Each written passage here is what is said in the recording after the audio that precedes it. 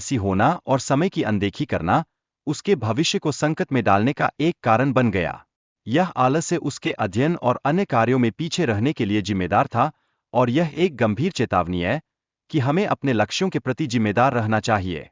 बुद्धिमान व्यक्ति ने उस लड़के को यह भली भांति समझाया कि समय का सृजन और व्यय जीवन की प्रगति में महत्वपूर्ण भूमिका निभाता है।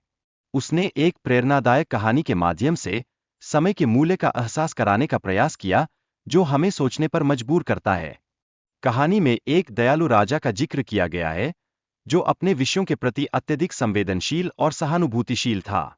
वह हमेशा अपने लोगों की भलाई के लिए समय का सही उपयोग करता था और यह समझाता था कि समय का मूल्य उनके जीवन में कितना महत्वपूर्ण है। राजा के पास एक दोस्त आया, जिसने अपनी समस्या बताई कि लोग उसे काम के लिए क्यों नहीं बुलाते। यह उसकी निराशा का प्रतिबिंब था, जो हमें यह सिखाता है कि कभी-कभी दूसरों के नजरिए से भी देखना जरूरी है। राजा ने समझदारी से दोस्त को तुरंत धन लेने के लिए प्रेरित किया, जिससे दोस्त की खुशी का कोई ठिकाना नहीं रहा।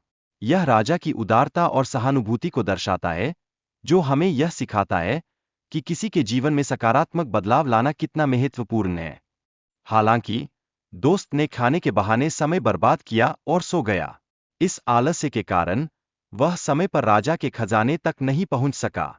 यह हमें याद दिलाता है कि जब हम अपने समय का सही उपयोग नहीं करते, तो अवसर हमारे हाथ से निकल जाते हैं। एक प्रसिद्ध कहावत है, यदि आप अपने समय का सम्मान करते हैं, तो समय भी आपका सम्मान करेगा। इस विचार को अपनाना न केवल आवश्यक है, बल्कि यह हमें सफलता की ओर ले जाने का मार्ग प्रशस्त करता है।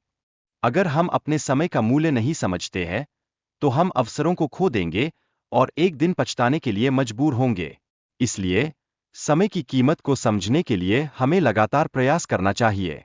छोटी छोटी चीजों का आनंद लेना और अपने लक्ष्यों पर ध्यान केंद्रित करना हमें एक समृद्ध और संतुष्ट जीवन जीने में मदद कर सकता है।